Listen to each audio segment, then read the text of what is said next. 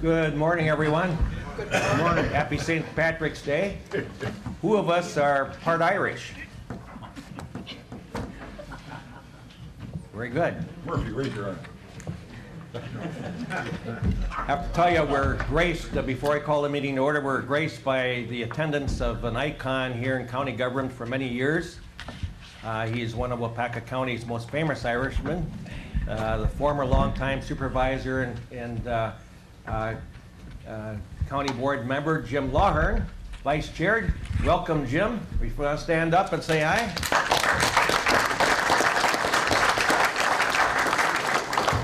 When I came in, I noticed everybody was crowded around this guy, and I thought it was St. Peter or St. Patrick himself, but it was just Jim.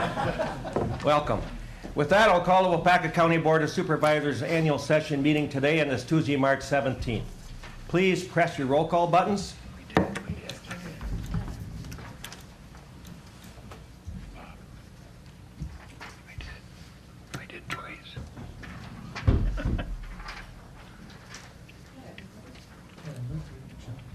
Roll call shows 24 members present. We have 3 excused.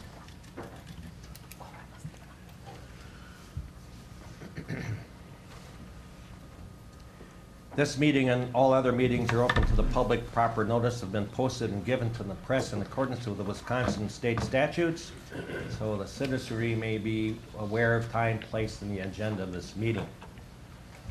As we stand for the silent meditation and the pledge, please remember those supervisors here that are fighting their challenge, and it's great to see Mr. Sorensen back. Looking great, Gene. Good to see you. Please stand.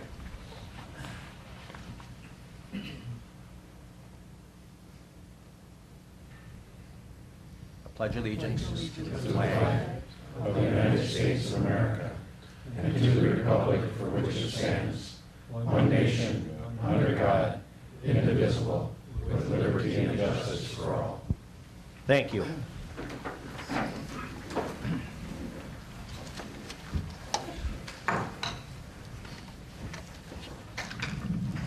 Okay, we have the agenda before us. You received in the mail. In fact, I think it was amended, was it not, Mary? Copy on your desk of the amended agenda. Is there a motion for that approval? The motion by Mr. Zog, the second by Mr. Quiston. Please vote.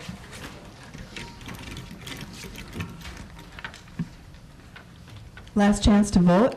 I think I'm missing Joyce. Carried 24-0.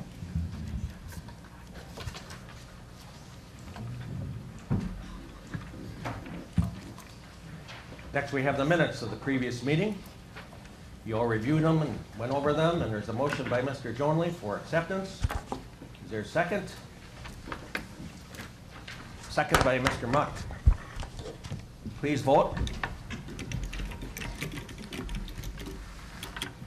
Last chance to vote. Motion carries 24-0.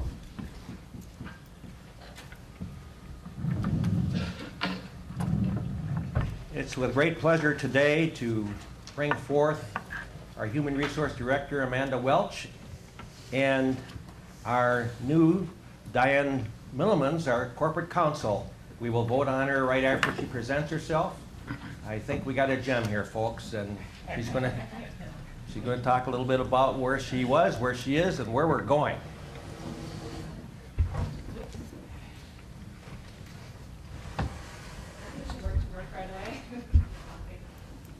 Good morning, everybody. We are very fortunate to have an experienced corporation counsel as your candidate here for us today. She comes to us from Wisconsin. She's a West Bend High School graduate, went on to do her undergrad at UW-La Crosse, followed by her law degree from UW-Madison. She practiced 2 years for the Elder Law Center and then moved on to spend 10.5 years as Marathon County's Deputy Corporation Counsel, and currently is at Green Lake County serving as their Corporation Counsel for the last 9 months. And we are fortunate that she applied here for our position. We've gone through a recruitment process, second interviews, and selected her as our final candidate to present to you today. Anything you want to add? No, we did the interviews, 2 interviews, and Diane rose to the top. And as I said before, we're very fortunate that she not only applied, but that I think that she came out top. My concern is that I'll be in Green Lake County Thursday and Friday, and am I going to be safe? Am I going to be safe, Diane? Okay.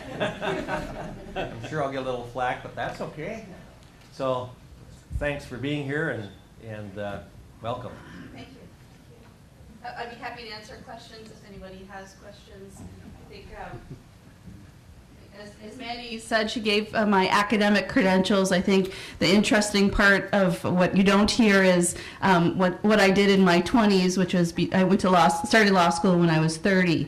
So in my 20s, I lived in 4 different states and did all sorts of creative jobs to support myself. I think the most creative thing I did was I worked for the Yakutat Forest District in the southeast Tongass of Alaska National Forest. So I was in southeast Alaska in the bush for a summer trying to entertain myself and experience life. So that was pretty interesting. When you face brown bears, as they call them in southeast Alaska, which is really grizzly bears, really many things that happen in the role of Corp Counsel are less scary than that. So good training for me.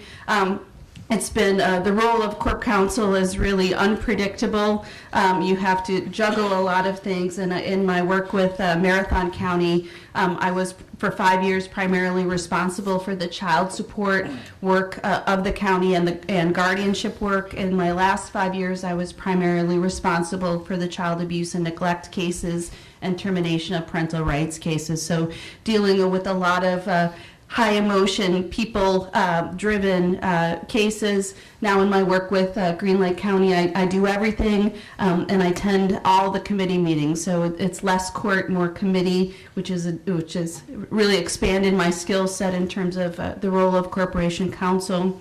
You may ask why I'm leaving Green Lake so shortly, and the simple answer is to make my life more simple. So my family remains in Mosinee, and we haven't been able to sell a house within the last 10 months, and we don't know when that's going to happen. So for the short term, I'll be driving back and forth on a daily basis, but the long-term goal is for us to be united in Waupaca County. And Scott's a cyclist, so we've been looking at road quality. We really like Highway Q. I'm not sure if the highway commissioner is here. Yeah, we really like Highway Q, but it's a little rough. So wondering when that's on the roadwork plan. So, no, yeah, I'm sure it's on the plan. Other people believe it too. So, cross-country ski and cycling is what we do for fun. And I'm also looking forward to plant some seed starts here to start my garden in the next couple of days. March 17th, St. Patrick's Day, is always when I start my first seeds for the spring. So, makes me happy and look for the future. As the chairman said, where are we headed? Well, let's make it, a joyous and prosperous and successful journey as we go forward in Waupaca County. And I really think that I'm excited about the opportunity, and I hope that I can transition into the new Corporation Counsel and leave some of the past bumps behind and look forward to a successful future. So thank you for your time and your consideration. And thank you, Diane.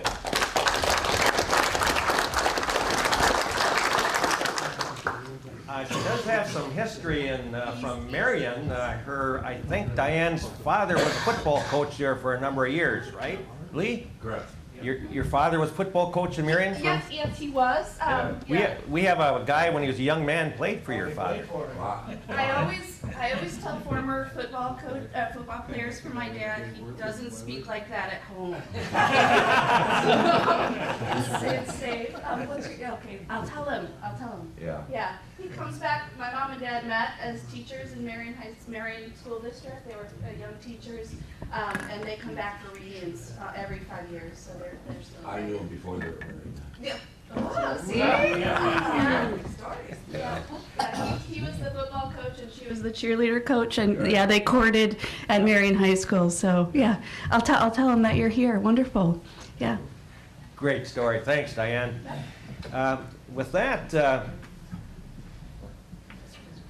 Supervisor Craig.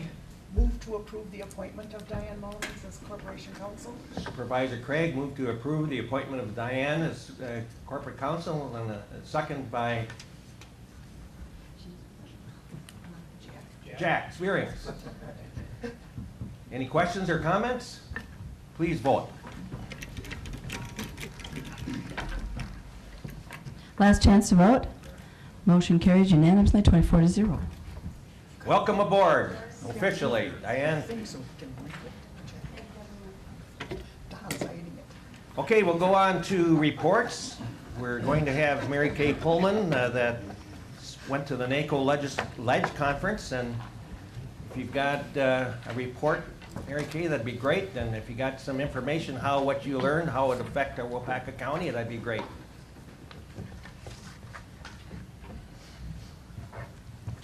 Good morning. Good morning. I'm a little shorter. There was a multitude of things that went on during the convention or conference, however you want to call it. Main thing, I got sick, so it was lovely. But the first weekend there, I spent both days at meetings. Subcommittees met with steering committees jointly on the health and human service and education sections of what the NACO's involved with. So many issues with senior care, especially like in Wisconsin, that kind of coordinates with the cuts that are happening here in Wisconsin. The federal government is looking at adding more. Hopefully that happens so we can, maintain most of our senior care here and elderly care issues, as well as the handicap special needs funding that the state wants to cut. The vice president was at our meeting, and he talked mostly on transportation. He had been a council member, which is in his state's the same as a county board member. And there was people that were still on the board he was on when he was there. So it was kind of interesting. They were yelling back and forth and giving Joe a hard time. And but his speech, if no one knew that it came out of the Democratic Party, it could probably pass very well with everyone wanting it. As I said, the steering committees met both days. You will find most of the information in our new paper, so I don't have to actually go over it. The chairman for my committee is Tony Carter. She's a commissioner from Minnesota. Seems to be most of our chair people that are on a good many of our steering committees are coming out of Minnesota. Very knowledgeable, very involved. My chairman is a commissioner with 10 years experience. She had 4 years on the school board. Amazing woman. You can see a profile on her also in the previous paper. It's Tony Carter. The other things, which I think is probably more important than anything, that we be involved, that we are talking to our legislators, know what's going on. NACO commissioners, supervisors, council people. The president of NACO is from Hawaii. The upcoming president, she is from Colorado, and then the following one is from Florida. So most of the members of my committee, there's probably 4 or 5 from the state of Wisconsin, but there's about 50 on the committee from all over the United States. So a lot of the stuff that we do monthly. We have conference calls, 1 or 2 conference calls. Sometimes it comes out of the White House. Sometimes it just comes out of our NACO offices. in Washington, D.C. Also, there was 4 members of the Winnebago County board that was there, including their chairman, and they're involved on committees as well. One of the gentlemen is on my committee as well. Outagamie County, their chair and 2 other people were there. Helen said that they are going to become more involved because she thinks so many of their issues are important that Outagamie County is involved with. We have the people that, like we have from WCA fighting for us, but in the NACO level, there are so many of those people that are constantly going to Washington to fight for health and human services, transportation, any of those issues that are mainly affecting us, obviously, budget-wise. And every state obviously does their own thing as well, but we need to get the federal funding as well back to our states, so hopefully we get a share of it. So it was a very good conference, and I learned many things, and like I said, you can review a lot of the things that went to the NACO board in our paper, and hopefully I never get sick when I'm out of state again. The airplane ride was not nice. So, thank you. Thank you, Mary Kay. You might as well stay right up there because we're asking Donna Gaber to come forth too for you to talk about the security conference you were at.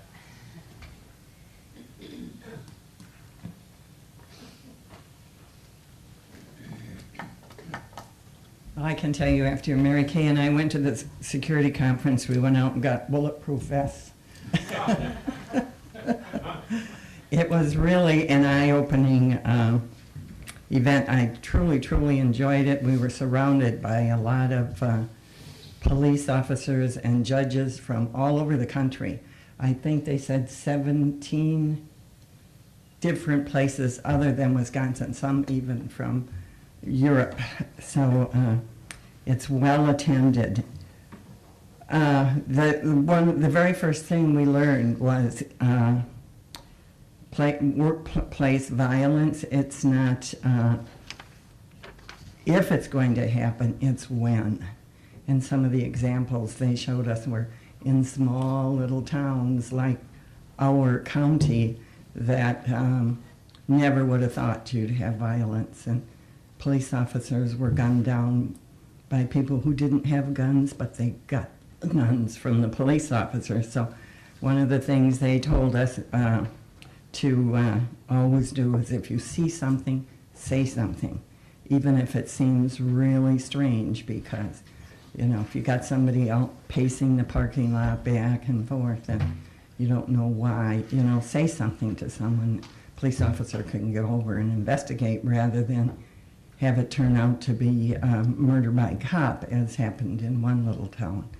So, anything. It was a great, anybody should try to go if they can. And we did report at our legislative meeting earlier, this last week, right?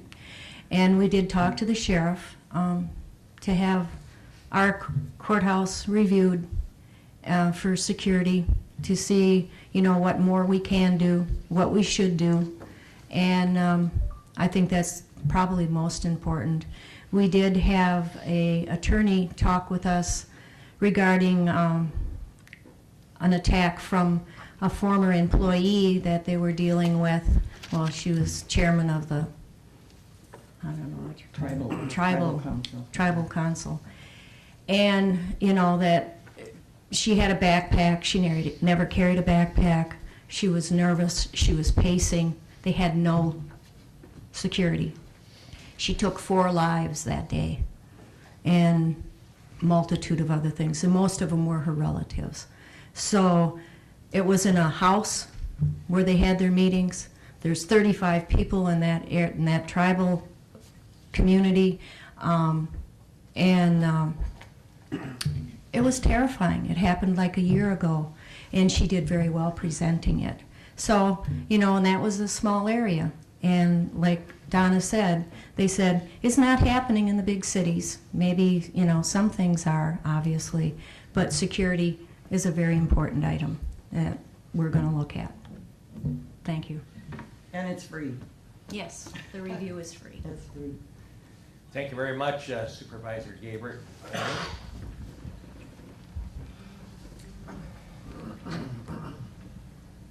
We're down to my report. I will have no report today because we have, at about 10 o'clock, Executive Director of the WCA, Mark O'Connell, going to show up.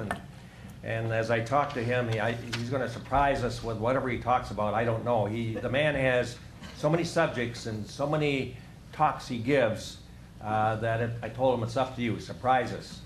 So he should be here around 10 o'clock and he'll fill us in on the latest of whatever we're going to talk about. Next, we have the ordinances and amendments to the General Code of Ordinance, but I'd like Brian to come up here and explain about the town of Farmington, improving all these, and we can probably go through these pretty quick because they're all pretty similar.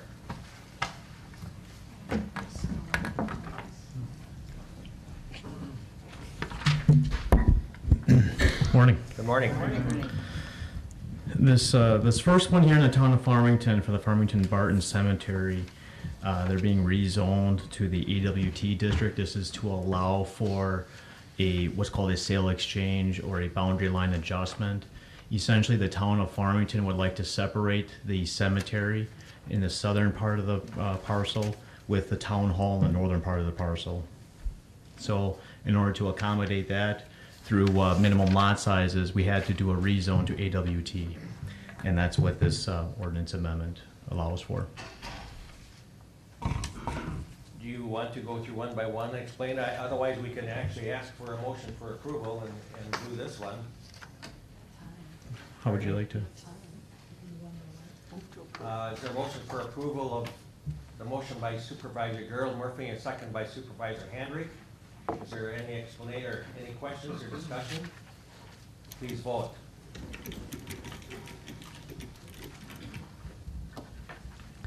Last chance to vote. The motion is to approve.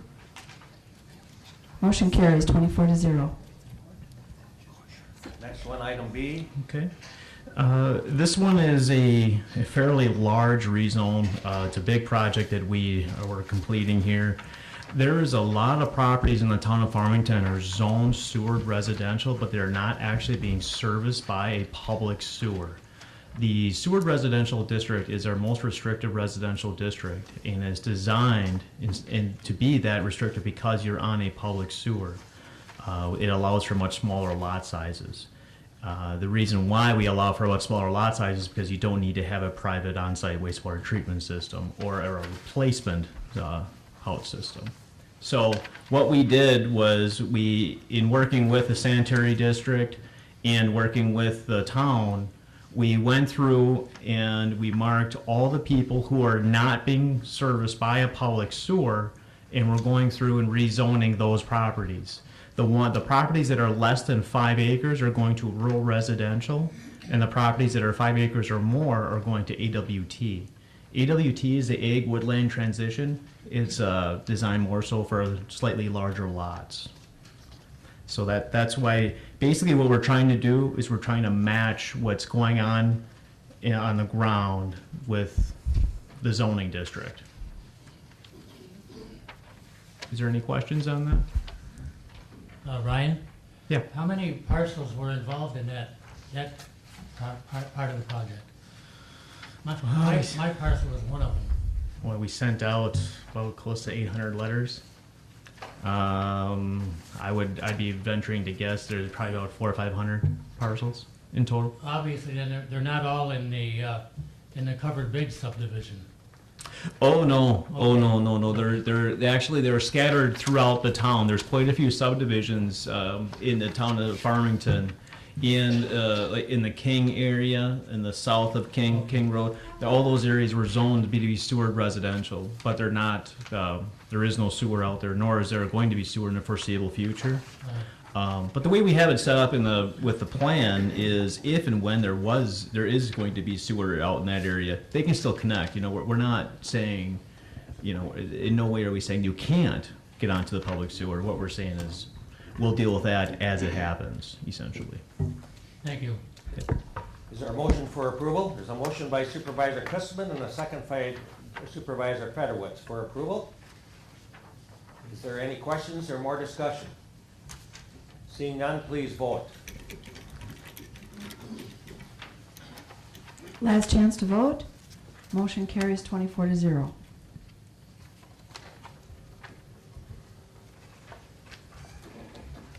Item C.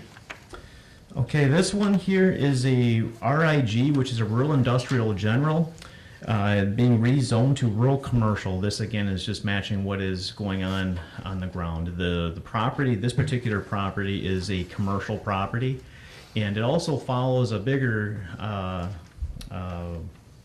idea from the town that they're trying to get rid of the rural industrial property as much as they can if they're not going to be used for industrial. You'll see that the next couple here follows the same one, but this one in particular is going to a rural commercial general from rural industrial. And the reason why is to match what their property is being used for right now. Is there a motion? A motion for approval by Mr. Zog. Is there a second? Second by Mr. Sorensen. Questions or discussion? Mr. Fedorowicz. The question, right? Maybe you want to step back and just explain where this all came about from. Why this took place? I mean, from our prior starting of a comprehensive planning. Sure. Well, and it's hard for me to really comment on the original comp plan process as to why these were originally planned and zoned in this way. But what I can say is that when I had first started here, we had some implementation steering committee meetings where we were going through doing a big overhaul of all new ordinances that we had.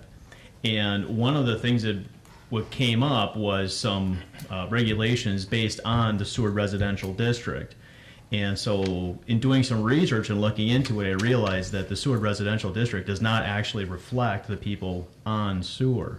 And so going out to the town, I asked them what they felt about this. I had a meeting also with the sanitary district to let them know as to what's going on, and they all felt that this was a really good idea to have it match what's actually is being done basically in real life. And the reason why these other ones here got brought in as more of a since we're doing the process, we might as well just clean up some other areas in the town. This started off as a large comprehensive plan amendment, and through that comprehensive plan amendment, we also took a look at basically the entire town. Because we might as well, since we're doing the process, you might as well just take a look at everything and not just your Seward residential areas. So that's why these other areas here, the Karen Borchard, Sam Hansen, and Dave Kasperzak was also looked at as well. Supervisor Craig.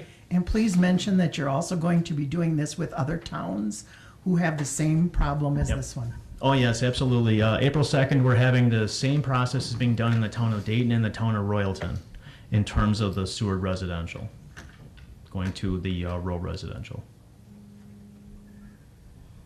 And that's to be going to county board in April. Any other questions or discussion? I think it could be pointed out, Mr. Chairman, that at our public hearing here last week, that this county boardroom was standing room only with people mainly with this concern. And there was some misconception there because those that lived along, especially along Rural Road or King Road, felt that they would have to hook up to the Chain Lakes Sanitary District, and that wasn't the case. And if it had been, then it was going to cost them a heck of a lot of money. And Bob Ellis got up and because he's one of the officers of the Chain Lake Sanitary District and made an explanation, and everybody more or less went home pretty happy. But, yeah, they did. Yeah. Good, thank you. Anybody else? Please vote. Last chance to vote. Motion carries 24-0. Excuse me. Item D. This one here is the Sam Hansen property going from rural industrial general to the rural commercial general. It's essentially the exact same story as the Karen Borchard property. Same thing, the property itself currently is being used as a commercial property, so we're just matching the current use with the zoning district.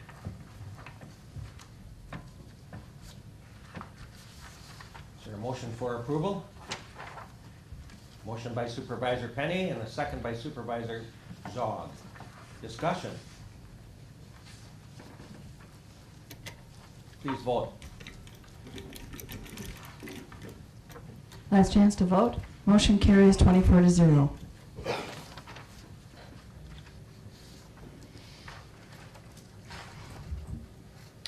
Okay. Next item.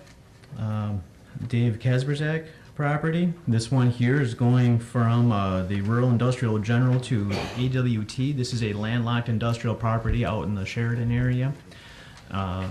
Essentially, this one's not being used for an industrial use or commercial use at this time. It's basically a landlocked property that's essentially just sitting there. The town felt that it made the most sense to have it match the other area properties to go get rezoned to AWT.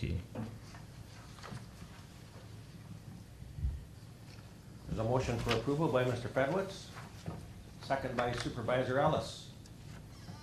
Discussion? Please vote. Last chance to vote.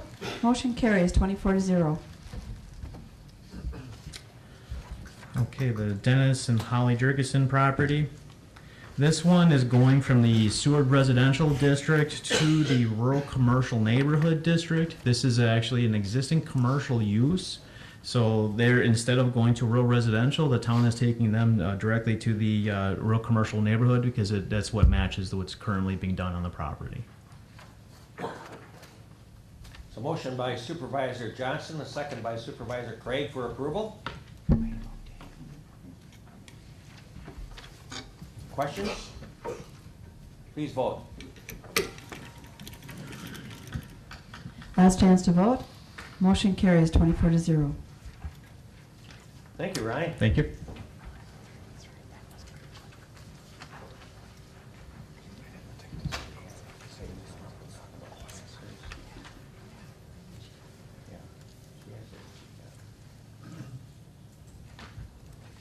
Next, we'll go to resolutions. Resolution number 25, contingency fund transfer. I don't know, Heidi, would you like to come up and talk a little bit about that and explain it to some of us?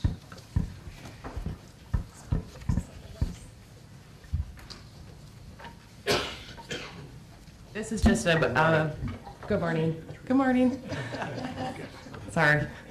This is a budget amendment to the 2014 budget. It's closing out the books, basically just where we had expenditures higher than what was originally budgeted in those programs. The year is ending on a very solid note, especially in the general fund. This is just a budget amendment for the areas that did go over budget. Some of these areas do have revenues to offset. It's a closing of the book process.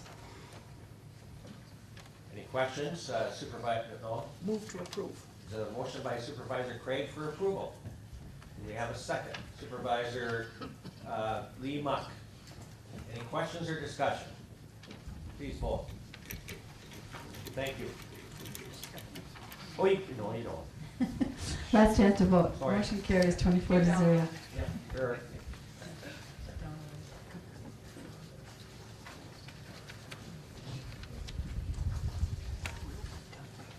Resolution number 26, outdoor recreation aids, park and rec.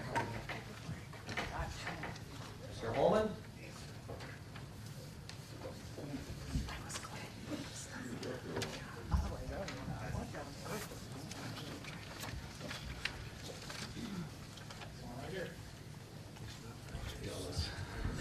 You have hair, I don't. Okay.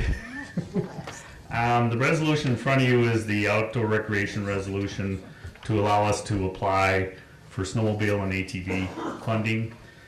We are required to do this on a yearly basis. We're trying to get them to not make us do that, but basically it's a program that's totally funded from the state through this gas tax through snowmobile and ATV. We have approximately 400 plus miles of snowmobile trail and about 100 and plus miles of ATV trail in the winter. Question, Mr. Chairman? Yes. How many days were our snowmobile trails open this winter, and does that affect our grant status at all? The answer is the Marion Loop, which connects Marion to Shawano County, was open, I would say, probably a month. The rest of the county was never open. No, it does not impact our grant status. What it impacts us is we cannot apply for supplemental unless we've got a certain amount that's spent on grooming. And since we only went out and groomed a couple times, we're not going to get there, but we'll spend the money in other areas that need to be improved. Thank you. There are a motion for approval. There's a motion by Supervisor Zog and a second by Supervisor Wilford. Questions? Discussion? Vote, please. Last chance to vote. Motion carries 24-0.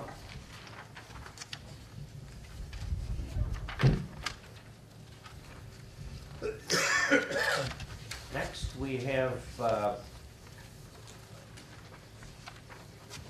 resolution number 27, Gills Landing seawall replacement. Mr. Holman? This is a project that probably should have been done about 5 years ago, as you can see by the picture that was included in your packet. The seawall in Gills Landing was installed in 1989, 87, 89, and then in 90. Generally, those seawalls last about 20 plus years. The seawall obviously is older than that. Fortunately, we have a fairly good staff that was able to go in and repair parts of this to keep us going. And when we got the funding finally through the bond package, we're able now to match, and now we need to get the state grant to match it up. What we'll do at Gills Landing is we'll do what they call, they'll put a seawall over the top of the existing seawall, which lessens the need for the permits. The cost is about the same, except we won't have to pay to have the current seawall taken out.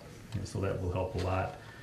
We're working on whether or not we need a permit. We think we actually do not need a permit on this one. And our only concern is the wing walls, and we're trying to figure out how we can address those. But we think we should be able to take care of that also. But basically, they just go right over the top and add about 3 feet of seawall onto the area. And that, again, would be good for another 20 plus years. And the cost on this one is estimated at $290. 50% would come from the capital bond, and 50% would come from the grant. We're hoping actually to get 60% from the grant. That'll be dependent on if our boat patrol qualifies, and I think it does. Mr. Thornley? Move to approve? Yep. Second by Mr. Fleece. Discussion? Please vote. Last chance to vote. Motion carries 24-0.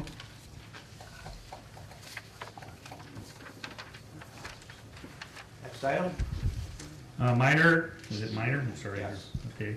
Minor Lake is a small boat landing located on Minor Lake out in the Chain Lakes. We've been taking care of that site actually for 30 plus years. Got an agreement with the town of Dayton about 10 years ago to do additional monitoring of the area and taking care of it. Minor needs to be improved. The current logs that are in there are breaking up and they're causing problems, and we get calls, if not weekly, at least once, twice, 3 times a year during the summer of boats getting stuck in that area. So the grant itself is estimated at $60,000. The capital bond would cover 30, and the state would cover 30. This is under the Waterway Commission. This is not impacted. I should mention that earlier. These funds are not impacted by the governor's budget. These funds are those that you pay when you register your boat, and there's other funding that goes into this. So this is a separate area. We'd be competing statewide with other similar projects. But the grant, again, could be subject to a 10% lift if providing our boat patrol qualifies. I don't know if you guys get over in Dakin Minor too often, but I'm sure you do the whole chain, so you probably do get over in that area. And again, another good project. We are in the process of a permit on this. We thought we were going to be okay and get a general permit. It turns out, because of the fact that there is a drop off here that exceeds the percent that we're allowed to put in, we have to go through a general, can't think what they're called, but it's a harder to get permit, but we shouldn't have any problem with that. Motion. Is there a motion for approval? Is there a motion by Supervisor Chrisman, and second by Supervisor Handry. Discussion? Please vote. Last chance to vote. Motion carries 24-0. Dake Lake is a similar situation, located actually in a similar body of water. The two Dake and Minor connect each other. Dake has the same problems we found out. It looks very level, but actually when you get out 25 feet, it drops to 7 feet, and we exceed 15%. Funding is the same, estimated around 60,000, 30 from capital, 30 from the state. We will put in about a 25-foot concrete slab, similar to what we put in most of our landings. And these slabs last for a long time. The one at Gill's Landing was put in back in 1987, and that is still in good shape. And the follow-up one that came in later is still in excellent shape. So the concrete slabs are the way to go to lower your maintenance. So motion by Supervisor Pullman for approval. There's a second by Supervisor Ellis. Discussion? Please vote. Last chance to vote. Motion carries 24-0. Fisherman Shoreline Project is located in Fremont, underneath the bridge, and a very popular spot, especially in the spring, for white bass and walleye fishing. But throughout the summer, we have people there. Quite often they're underneath, they're just fishing away, having a good time. The problem with the area there is a very strong current. We originally had put riprap in, and the riprap disappeared. It was too small. The work we'd done when it was sized at the time, it appeared it was going to hold up. So we need to go back in, put in riprap, stabilize the shore around the corner. There's some other areas in there, and do some additional work in there. There is a lot of water that comes down in this area. We had the issue with erosion because of the water that comes off the bridge, because it all gets dumped right in this parking lot. And we have addressed most of that, but now we're still dealing with the fact that the shoreline is slowly disappearing. And the plan is to bring in bigger rock, make it more stable, cut back some areas so that it ties in better, and then again provide the fishing opportunities that people seem to enjoy out there. Whenever I go there, there's somebody fishing during the fishing season, so I know it does get utilized, but I can tell you in the spring, there's shoulder-to-shoulder fishing out there. And I don't know if they catch a lot of fish, but there seems to be a lot of them in there. This one funded again, capital bond 30%, state grant 30% or 50%, pay $30,000, and basically this is just another project we got on the list. And I should explain that all these projects are going to be done over the next 3 years, but we need to get into the grant cycle and get things rolling now. The motion by Supervisor Spearing for approval, a second by Supervisor Joling. Questions? Discussion? Please vote. Last chance to vote. Motion carries 24-0. The next project actually is a land purchase, which we have not involved with for a number of years. It's a 4.2 acre parcel located on the Crystal River near Parkville Road next to the cemetery. This is a unique opportunity. The parcel itself has about 400 feet of shoreline that will offer for fishing. It is a Class 2 trout stream in that area. It'll be an excellent takeout point for kayaks, canoeists, small boats, which is needed in the area. Most of the landings or the areas we have for takeout right now are packed or not safe. If you went down to Nelson Park and watched these big buses trying to pull out onto the road, it's just not safe. This opportunity came up because an individual, Bill Belke actually, who owns Ding's Dock, stepped up and bought the parcel when it became available, and he wants to work with the county and sell this to the county for that very purpose I just discussed. It is a nice site. It does have a lot of opportunity there. There will be parking off the road. It will provide for a number of people to use. There will be a small picnic area. We're not looking at it for that main purpose, but every time we can put on water, we'd like to do that. The funding on this one is under a stewardship grant. And for those of you who've been paying attention, stewardship is under, in my case, I call it under attack. But I was informed by the state, by the DNR person that's handling this, that this is an excellent proposal and that they do not feel that the local grants will necessarily be taken out of the system. And she has encouraged us to apply. She thinks this is a marvelous idea. Town of Dayton has gone on board in favor of this. Originally they gave us a little bit different story, but at our last park meeting they did speak in favor, so saw no reason not to move forward with this. So we got everybody lined up. The funding on this would again be 50%. By the way, we did have an appraisal done. The appraisal came in at $65,000. We're working with the state, which is currently reviewing that appraisal. We would purchase the property at the appraised value.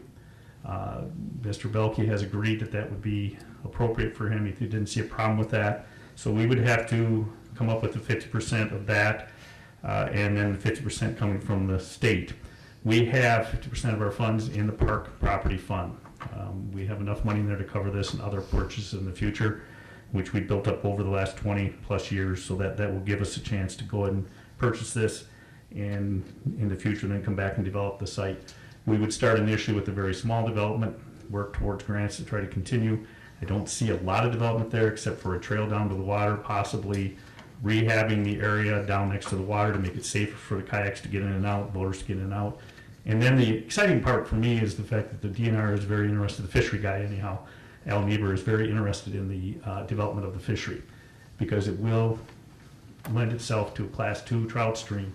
And anytime you can get involved with trout type of development, it's a fun project. You do a lot of bank work and things like that, but that would be the state's responsibility. We would just be a partner in the whole process. So that's where we're at with this, and we have to have this in by May 1st in order to qualify. There's a motion by Supervisor Ellis for approval, and a second by Supervisor Zaw. Do we have any questions or discussion?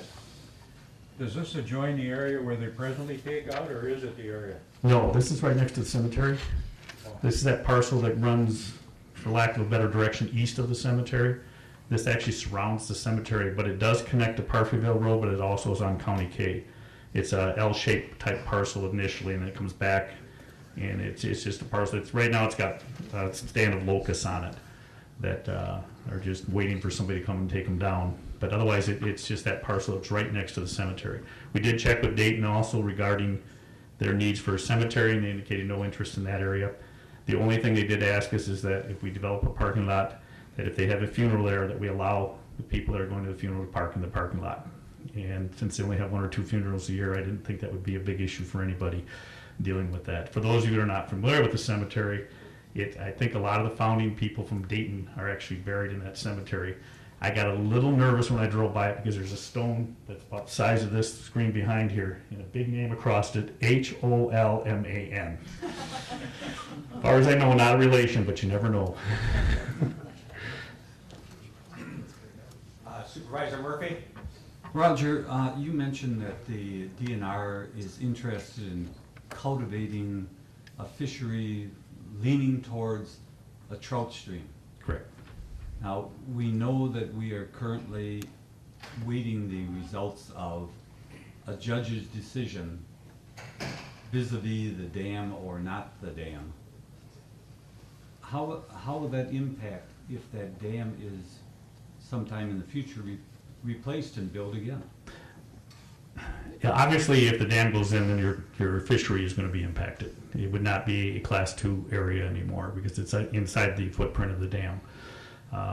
So we're working in that direction that the dam's not going to be replaced, that the county's wishes are not to replace the dam, and that we have applied and we do, waiting pending the outcome of the contested case, are waiting for the judge to make his decision.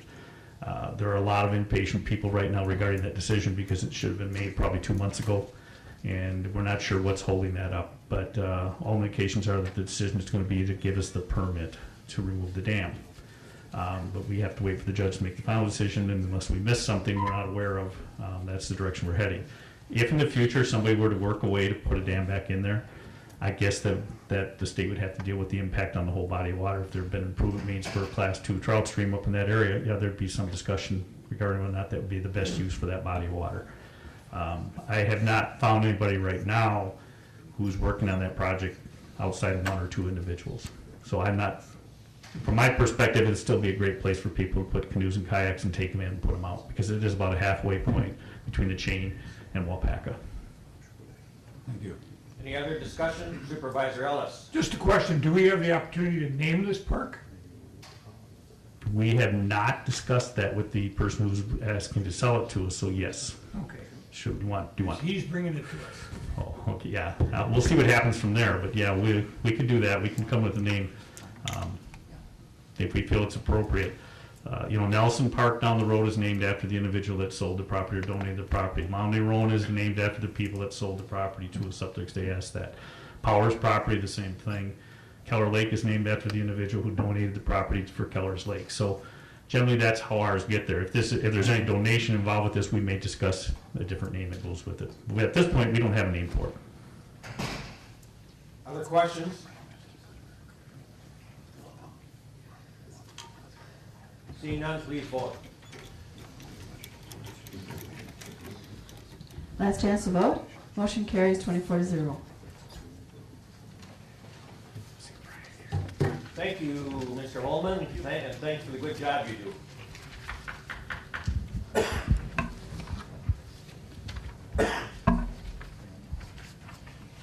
So next we'll call up our Finance Director, Heidi Dombrowski again, talking about the non-lapsing fund appropriations.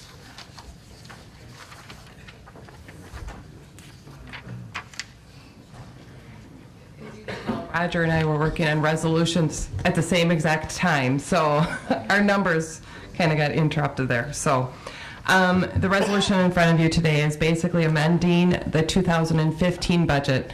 The prior resolution was amending the 2014 budget for program areas that had gone over budget. These are requests that have come in from departments where they were either unable to or did not spend the appropriations that was certified by the board for 2014, and they're asking for these funds to be carried over for the 2015 budget. So that's what this resolution is for. If you have any questions or... Let's get a motion on the floor first. Is there a motion for approval? There is by Supervisor Craig and a second by Supervisor Gerald Murphy. And now questions? Craig's going crazy here today. Discussion? Please vote.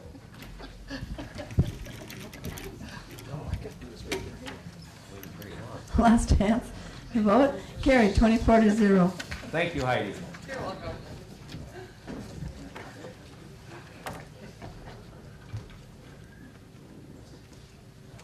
Resolution number 33, runoff management grants. Brian?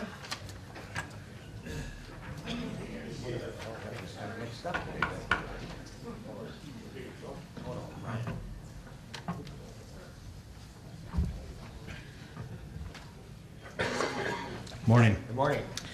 This is simply to replace resolution number 1 from the 2010-2011 session that allows me to represent the county and write targeted runoff management grants from DNR.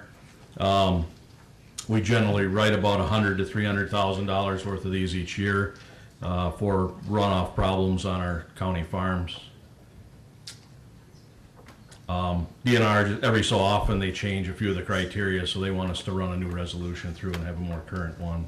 That's really about it, unless you have any questions.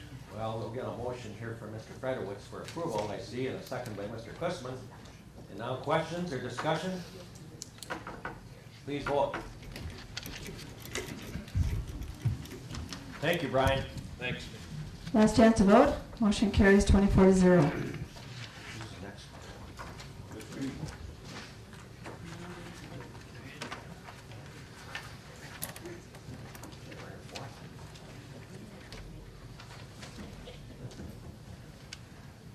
Next item is one for Amanda Welch to come forward, please. And that will be resolution number 34, reauthorization of self-insurance for workman's comp. This one's pretty straightforward. Every 3 years, the Department of Workforce Development makes us put a resolution before you to act on our self-funded workers' compensation program, which I know that somebody had asked, how long have we been self-funded? At least 25 years, and I don't have resolutions farther back than that, but at least 25 years. The motion by Mr. Todd for approval? Yep. And a second by Supervisor Johnson. Any discussion? Please vote. Last chance to vote. Motion carries 24-0. Thank you. Thank you, Mandy. Resolution number 35, non-metallic mining moratorium extension.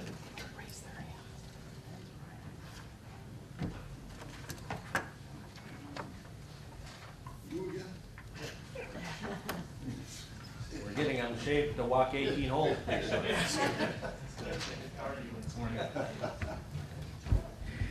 So what this is, we have we're under a moratorium right now. The original moratorium was for 12 months, and we had a 6-month extension put onto that. And we're working under the assumption that the final draft of the non-metallic mining ordinance was going to be coming before the county board today. Prior to that, I had sent off the ordinance, the draft ordinance, to Andy Phillips to take a look at, to make sure that because this ordinance is being done as a standalone ordinance, that is the proper communication between the standalone ordinance and our zoning ordinance is being done. And he wasn't able to get all the changes in on time for the committee to approve it on March 5th. And we didn't feel that it was right to take the ordinance to without a final copy to take it to county board. So the attorney decided that it'd probably be best to do a 6-month extension on that moratorium to allow for the final review of the legal procedural revisions, to take it back in front of the Planning and Zoning Committee with some more public comment, and then to take it back, to take it in front of you guys in 60 days. Or I should say, the way it's actually being written is that the moratorium is going to be lifted the day after the May County Board. You heard it. There's a motion for approval by Supervisor Quistman, a second by Supervisor Fedorowicz. Any yes, Supervisor Craig? Do you have an idea, because I haven't spoken to you, when they will be done with the draft? I know originally they had said that last week they'd be done with the draft. Do you have a new time period? Because I think the concern of the people at the public hearing and at your meeting was the time involved so that you can get it out to the towns and then get it to the county board. Would you speak to that, please? Yeah, and right now I have it, it's in Andy Phillips' hands. So it could be literally today, tomorrow. I'm waiting. We had a phone conference, the two of us, where we went through each piece of the ordinance, and I had made some changes, and there's a couple other things he wanted me to take a look at, and I made those changes. I sent it back to him, and I'm just waiting to hear back. So it could be literally any day. I'm assuming it's going to be before the end of this week, and we already have it set up so that it's going to be on our website as soon as possible, and then we're going to send off another notice to all the town clerks to let them know that we have a new version to take a look at. We're not changing the ordinance substantively, it's just the procedural issues, but yet if they want to receive additional comment, that's available. Thank you. Supervisor Ellis? I would hope that within this 60-day period, the zoning committee would look at a few of the things that are, to me, glaringly absent from this ordinance. The language is very permissive. The word may appears a lot of the time, and should, oughta, and words like that. Those words should say shall and must. There's a different setback. If you were lucky enough to have an individual home, you can be within 500 feet of an active mine. But if you're part of a subdivision, that goes out to a quarter of a mile. There's just some unusual discrepancies there. There is no provision to protect the value of anybody's property. There's some language about wells, but those who live near something large that's going to be there for 50 years, their property has now been dinged and they have no recourse. Dust, sand, paving, all of these things are kind of, we'll look at it when it comes up. An ordinance usually has something pretty concrete in it. And there's a quote here, that a mine shall use best management practices. And then it goes on to say, and the zoning committee may put in additional stuff, additional regulations.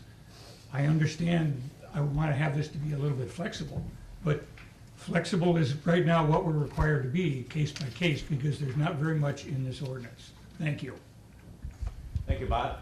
Any other comments or discussion? Please vote. Last chance to vote. Motion carries 24-0.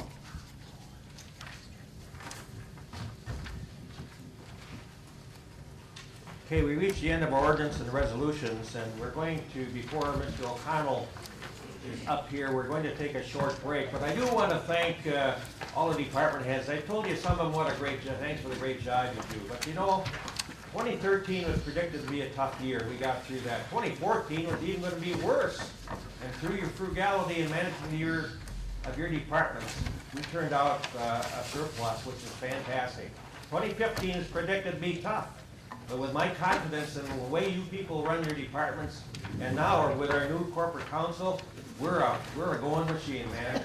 And but thank you all for the good work you do, and we'll take a 10-minute break.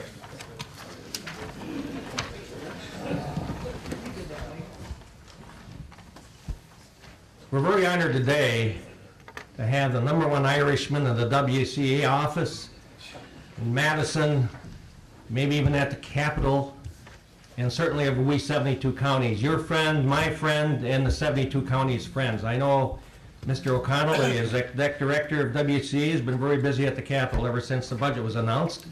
I couldn't even make the I don't believe you made the last insurance board meeting because you were at the Capitol. So when he's here today to give us a program, and we'll welcome Mark O'Connell.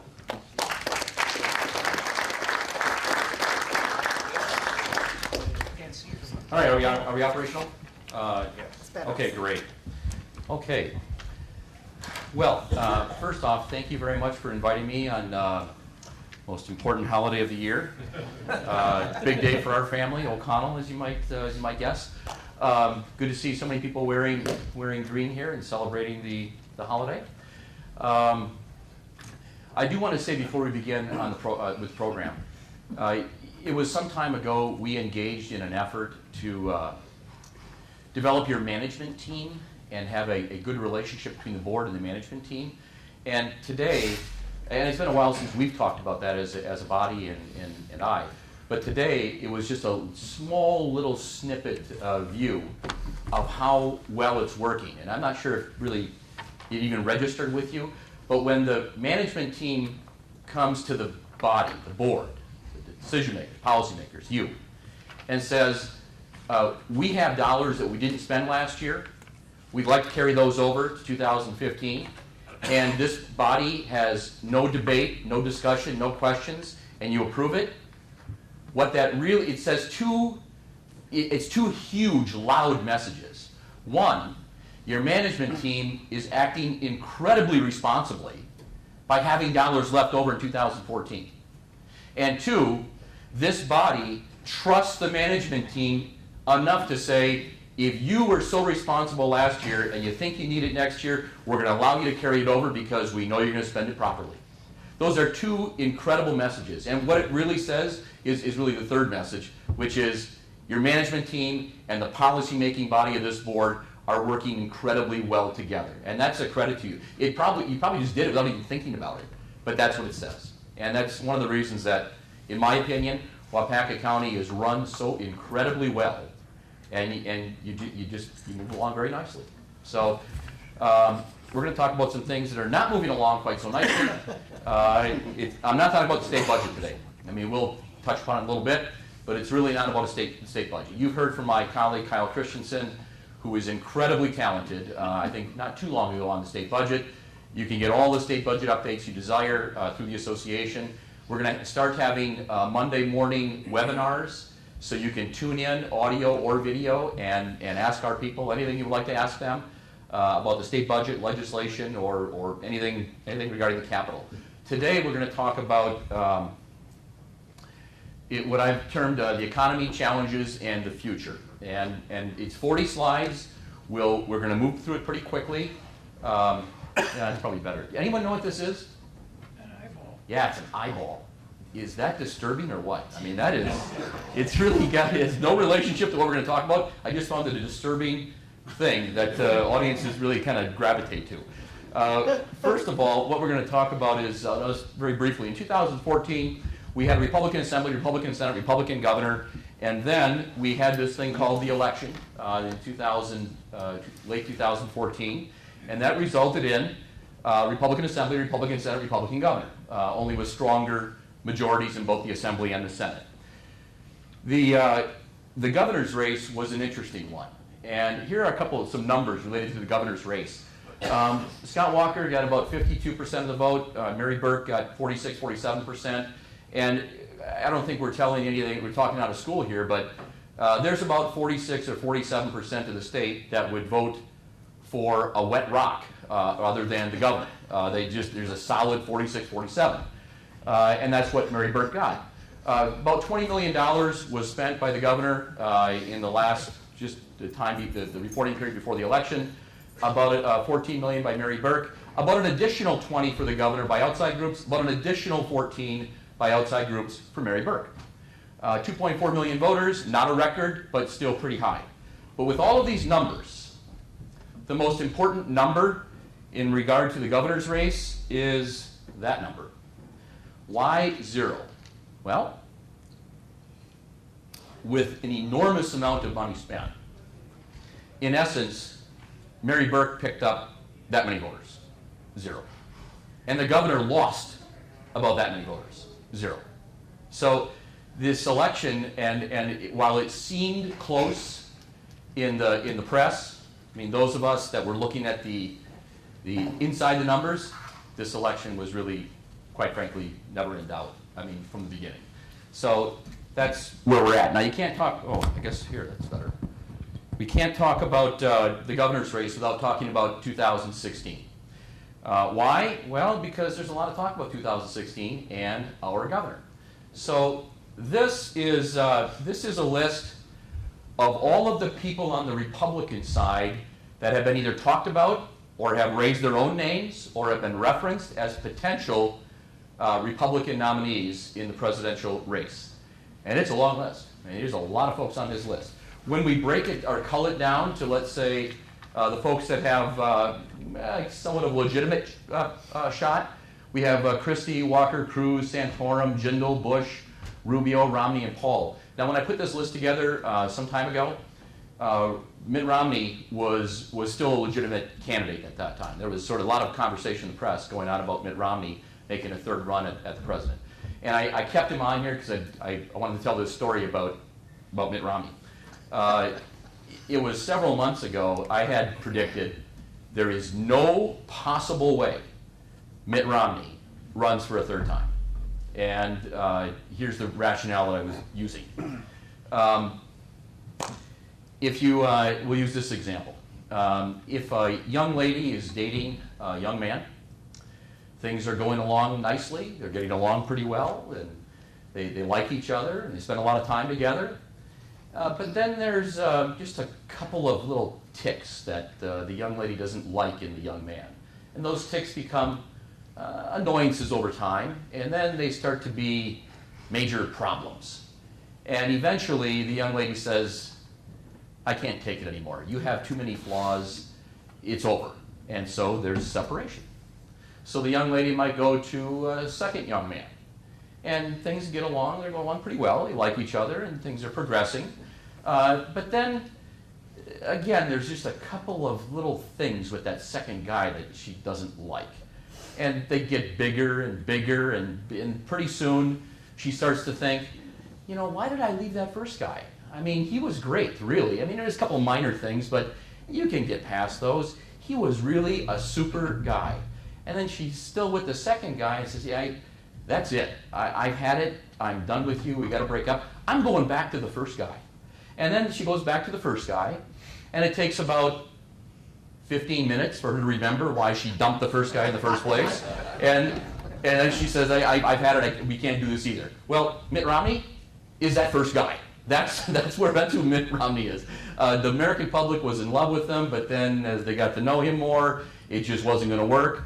Then we went on to other folks, and we had a little romantic interaction in the press with Mitt Romney about 2.5, 3 months ago, and there was that flirtation with it, and the public was thinking maybe he wasn't so bad.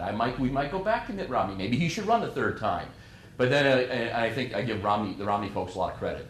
They, in essence, looked at this and said, yeah, once we did become a candidate, people are going to remember why they didn't like me the first 2 times, and then that's not going to end well. So that's why Mitt Romney was never going to be a candidate and is not a candidate. But when you look at this group here, When you break it down even further to the really, truly, I have a chance candidates, then you end up with Chris Christie, Jeb Bush, Scott Walker, and Rand Paul. An interesting list, and they've all got different skill sets and represent, for the most part, slightly different segments of the political spectrum. Christie has his own troubles that he's going to have to deal with, and he's not going to be able to raise a lot of money. And it's not to say that money will buy the election or money will get you the nomination, but money is going to be an important part of whoever is eventually the nominee. Rand Paul is, he stakes out policy territory frequently, and he has a loyal following, but the loyal following is fairly narrow. Jeb Bush and Scott Walker have a much more wide following. Now, Jeb Bush is a known commodity by name, but not quite so known by policy. Scott Walker is somewhat known by policy, or actually pretty well known by policy, not quite so much by name, but they're both gaining in that regard. So when you break it down to really the two possible choices in the 2016 Republican side, it's really Jeb Bush and Scott Walker. Some folks have indicated, yes, sir. How about Hillary? We're going to get to her in a second. This is on the Republican side. A lot of folks have indicated it will take about $100 million to run the Republican primary. They can both raise $25 million pretty easy. The second $25 million, Bush, pretty easy. Scott Walker, he'll get there. But the second and third installment of $25 million to get to that 100 and possibly more. And when you look at outside spending, we may well approach $1 billion in this process. It's going to be hard, and that's where the fundraising network of Jeb Bush may have an advantage. Now, Scott Walker, our governor, is getting a lot of endorsements and notoriety from some very important folks in America. So this could be interesting. On the Democratic side, these are all the people that have been, whose names have been mentioned as possible Democratic candidates for the presidency.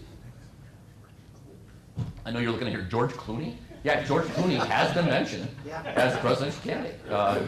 Fascinating. Al Franken, yes. I mean, yes, he's been mentioned too. Now, when you break this down, when you cull it down to the serious candidates, the ones that really have a chance, then you get down to one. If Hillary Clinton does not run for the Democrats 2016, that's it for the Democrats. I mean, they really have. They'll put forth a candidate, but this is it.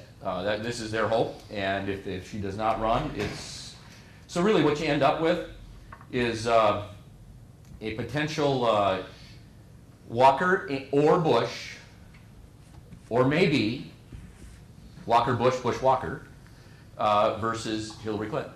That's what we may end up with in the 2016 November race. Okay, here's something that I'd like you to watch in this process. We have Iowa, then we have New Hampshire, then we have South Carolina, then we have a lot of states. Watch, and because there's such a big list, especially on the Republican side, watch for this. We're going to see a lot of campaigning, a lot of distinguishing yourself from the other candidates, a lot of this is why they're a bad person, and this is why I'm a good person. There'll be a lot of that in Iowa. There'll be less of it in New Hampshire. There'll be a lot less in South Carolina, and then it will tail off greatly. But listen to who is saying what, because they're going to move from campaigning to positioning. And what I mean by that is there's a lot of folks on that Republican list that are angling for something else. If it's not going to be president, it might be vice president, it might be something in whatever cabinet is going to be created. And you can't have too many finger-pointing vilification statements in your past about the eventual person who wins. So you're going to go from campaigning mode to positioning mode, and it would look something like this. Rand Paul. Let's take Chris Christie. I'm the only one who understands the American public. I can reach across the aisle. I'll call a spade a spade. I don't care about politics. I call them like I see them. Scott Walker is too Republican, and Jeb Bush is too moderate. You know, we never know. He's like eating a piece of toast. Rand Paul, you're just out there on the fringes. You can't. You don't know. You always know where you are. You're just one tick short of outer space. And we know where these folks are, and that's in Iowa. Then in New Hampshire, it's, I've always gotten along with Scott Walker. He's a good man, and I really respect him. And, well, who cannot respect the Bush people? I mean, the whole Bush family, they're good people. And Rand Paul, he's got a lot of interesting ideas. I think, something we could build upon. So the first one is Chris Christie, I think it can be president. The second one is, I know I'm not going to be president, and I might want to be something else. So you'll see the campaigning switch to positioning, and it'll be fascinating to watch those statements. Okay. Very quickly, in the state, we have a budget. We're basing our budget off of certain revenue estimates. Each budget in the May of that year, so for example, this May, if revenue estimates change, then the Legislative Fiscal Bureau comes out and says, we think we're going to have more money or less money. And depending upon what they say, that modifies the budget process in late May and June. Well, the governor would like the budget to get done early. And there's a good reason for it, because if revenue estimates go up, which is much more likely than down, if they go up and the budget process is pretty well wrapped up, then there's money available in the state, and the governor has a lot to say about where it's going to get spent. But if we're in the middle of the budget process, and this is a more likely scenario, and budget and revenue estimates go up, then the legislature will decide where the additional revenue gets spent. That is much more likely. Now, it's not a guarantee that we're going to have new revenue estimates. It's only if the Fiscal Bureau, in their determination, believe that the basis on which the budget was presented has changed sufficiently to warrant new estimates. So it's uncertain. But if we're going to have them, it's likely to be a little higher. Now, the governor has said any new revenue should go to a tax cut. The more prominent Republicans, especially in the Assembly, have said tax cuts are great, but if we're going to have any additional revenue, we've got some other things we've got to take care of too, like K-12, higher education, transportation, and some other things. And if we have money left over after all that, then maybe tax cuts. So there is going to be, if we have additional revenues, there's going to be some interesting conversations that occur between the governor and the legislature. All right, hot issues: transportation, state finances, education, right to work, and taxes. I put right to work on here even though it's done. I mean, the issue's done. There will still be strong opinions that are voiced in the press, but the issue's done. I put it on here as a hot issue because this is an issue that Governor Walker was pretty clear about, for quite some time. And his clarity was this: this is an issue that really doesn't need to come to the governor's desk. It will detract us from our overall goal of moving forward economically and job creation. And why is that? Why would he take that position? Well, it was really kind of a political / policy move.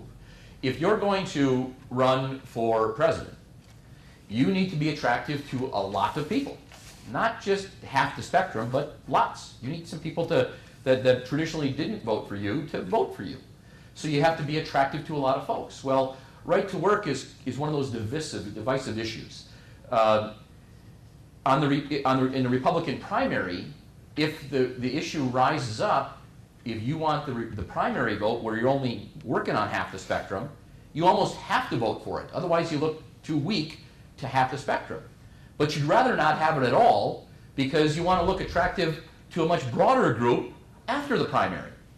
So that's why the governor said it detracts us from our real goals of job creation, with the hope that it wouldn't come up. Well, we had folks in the legislature that philosophically believed that that's what ought to happen. And so they were going to advance this regardless of what the governor desired.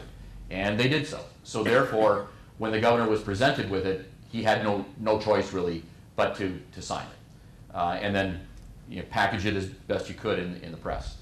Transportation, this is a tough issue. A lot of folks thought that this budget was going to be a defining moment in transportation. We were actually going to create a sustainable, long-term revenue stream for our hard infrastructure. And Secretary Gottlieb of the Department of Transportation for the state of Wisconsin did a lot of great work to make that happen. And it was not included in the budget. And the whole host of reasons for it, presidential politics certainly played into that in some way. But it's not there. Now there's still an awful lot of pressure to come up with some kind of a transportation package. What it will look like, very uncertain. I mean, this goes back to several years ago when we decided as a state we were not going to index our gas tax anymore.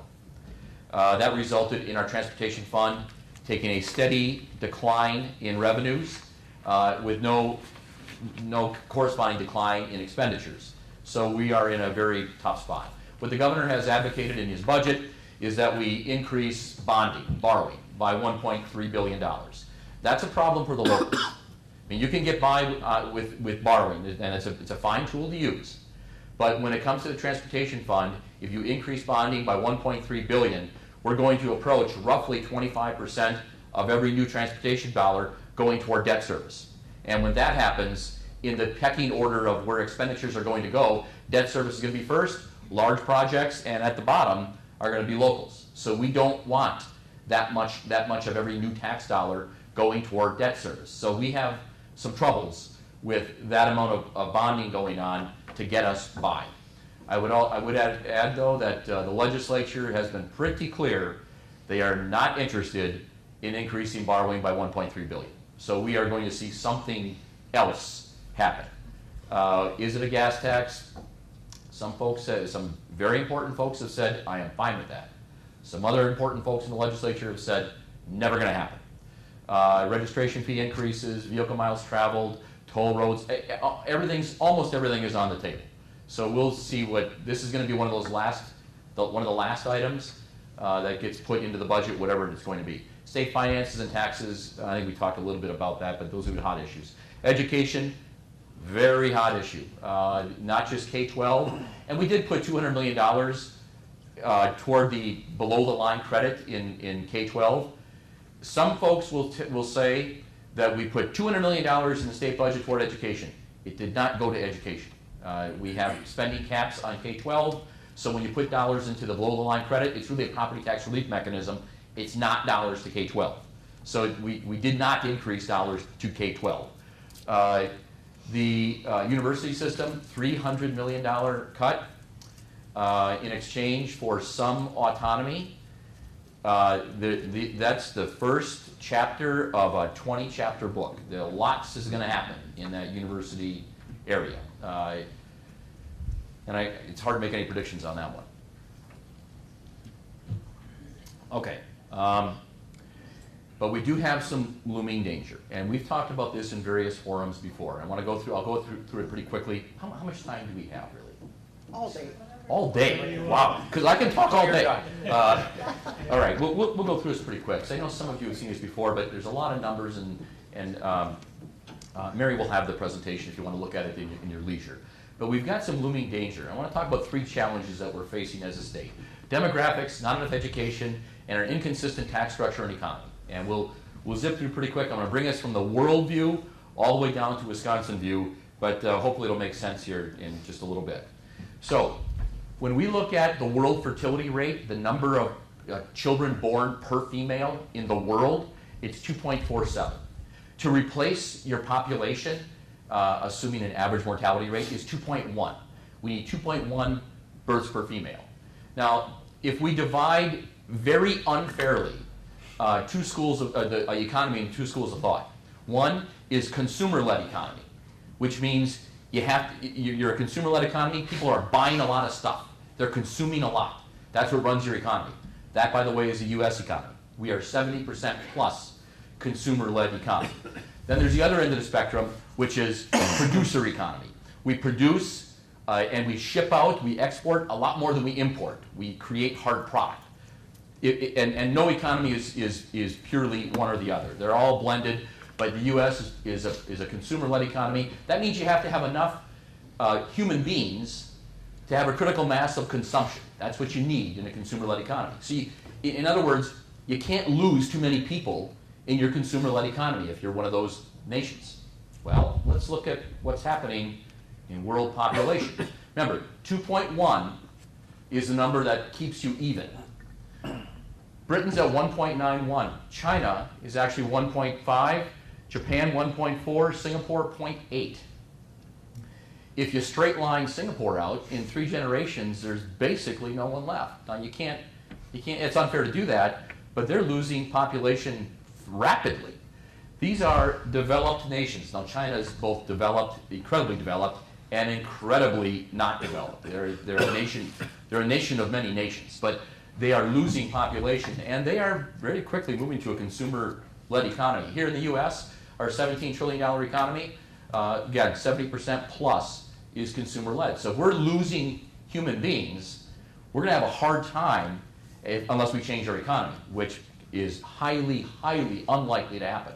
So these are where some of the developed nations are. Where's the U.S.? The U.S. is at 2.06. So we're close to maintaining our current population, but we're not quite there. Now that's without immigration. And again, not to get into a debate about immigration, but if we buy into the consumer-led economy and a critical mass of human beings consuming, then we ought to be looking at immigration as a tool to help us maintain the population. Now, some would say that means developing a policy that accepts a certain number of immigrants to maintain our population base, as opposed to building a higher fence. And it's quite a debate. It's political. This is an issue that got political real quick, and policy has been sort of subdued when you come down to it. Let's look at the other end of the spectrum. Somalia, 6.2, Mali, 6.3, Uganda, 6.6, Niger, 7.5. These are nations that have a very difficult time feeding their current populations at times. Some of them all the time. And yet they are exploding in population. Now, the average blended rate for mortality in the U.S. is roughly about 80 years old. In these countries, it is much, much lower. So you need to take these numbers with a small grain of salt. But they are exploding in population. This, well, let's see. In 1950, 23% of the world's population was in developed countries. In 2050, it'll be 10%. That means 90% will be in developing countries, which is a nice way to say poor. There has never been an example in the history of humans where a 90-10 split in wealth has been sustained for any period of time. And in 2050, it's not going to happen then either. So what will happen? The countries that have been able to achieve whatever quality of life they've been able to achieve, developed countries, will see an outflow of wealth from those countries to developing countries, poor countries, in order for the developed to maintain their quality of life. In real words, what does it mean? Dollars will leave the federal government of the United States and go out. When there's less dollars at the federal level, that means less goes to the states. Less to the states, less to the locals. We are on track for a lot of self-sustaining, for taking care of ourselves in the next 30, 40, 50 years. This is a photograph of the world at night. I won't go through the analysis now, but you can make a very strong argument that there is a link between technology and wealth. And if we were to overlay the countries that we talked about, developing countries, the ones exploding in population, you would see that there is not much technology and also not much wealth. So they are least able to take care of the current populations, yet they are growing faster than any other population. This, the over 65 population. Now it's unfair we're going to have to change this as in demography talks, because we're considering over 65 to be matures. That's going to have to change dramatically, because over 65 is you're no longer in the mature category. And I'll talk about that in a second. In 1950, 8% of the world's population was over age 65. In 2050, 27% will be over age 65. Assuming we have no advances in medicine. Assuming we do not address any of the afflictions that cut short our lives. And I know we've talked about this before, but I'll go through it again for those who are somewhat new. Medicine is moving so quickly that some scientists have indicated that the first person to live to the age of 200 is today over the age of 60. Now that is rapid movement in medicine. Other scientists have said this: we don't really know how long the human brain can last because it's afflicted with disease and the body gives out. Many scientists have predicted that we will, in the next 20, 30, 40, 50 years, address in some substantive way Parkinson's, Alzheimer's, cancer, any number of other afflictions, especially those that affect the brain. Some other scientists have said this: if we can address the afflictions of the brain, who knows how long the brain can last? 500, 600, 700 years? Other scientists have said this: if the brain can last that long, we're in line to modify our own human body systems.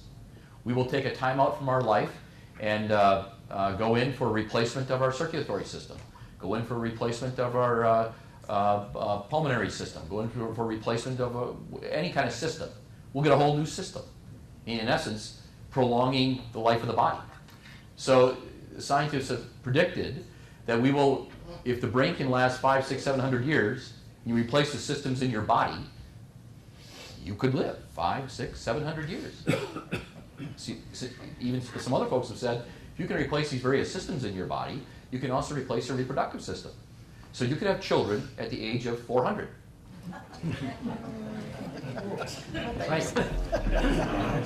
And I know you're thinking, you may not be all that happy with the ones you have now, much less the ones you might have at 400. But that could happen. Now, if that happens, everything's off the table, because quite frankly, the planet cannot support a population that grows like that. So that's, but 27%, that's under assumptions that we have no medical advances. Now, the likelihood that we will have a medical advance, by most accounts, is either 100% or close to it.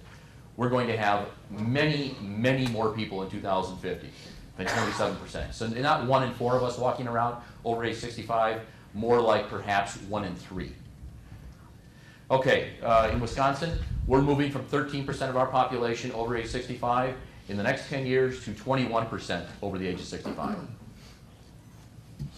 The over 85 population is going to go from roughly 80,000 currently today in Wisconsin to 150,000 over age 85.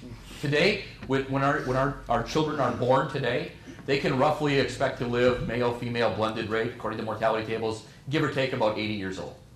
Assuming any kind of medical advance, children born today into their 90s, centurions over 100, oh, absolutely. Absolutely, no question about it. I mean, today, middle age has been redefined. Middle age is 50 to 75. That's middle age.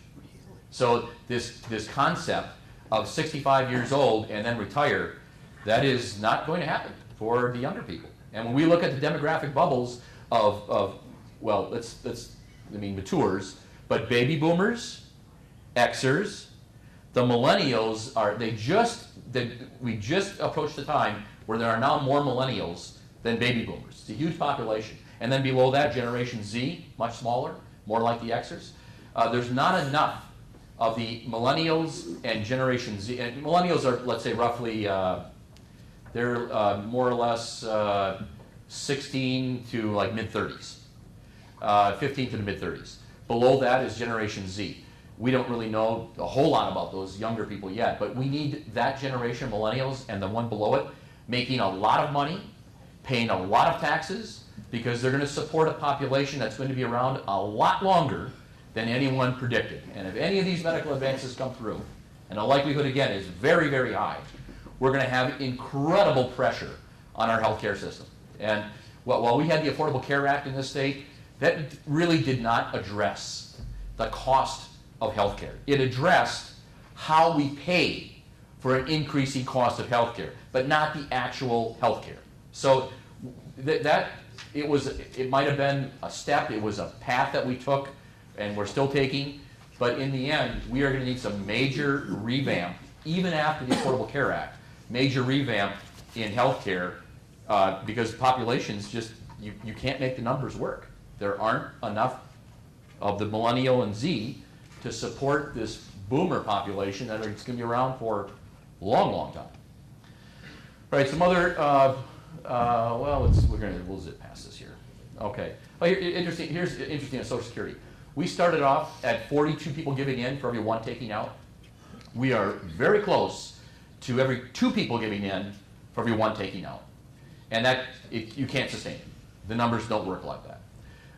Interestingly, Social Security is one of the easiest problems public policy-wise to solve. If you increase the cap at which you pay the tax, if you increase the eligibility age dramatically, not 65 or 67 or 68, but more like 75, 78, and you means tested it, if you did those 3 things, in essence, you have Social Security for long time. Now, but it's very touchy. I mean, it's a very difficult issue for politicians. I mean, in essence, when I say means tested, and let's take the best example we can think of. Does Warren Buffett need a Social Security check? Probably not. Should he pay in? If you means test it, yeah. I mean, means testing means some people are going to pay in their entire life on a higher income, and they'll pay a lot, and they're going to get 0. That's means testing. So that's very difficult politically to go through.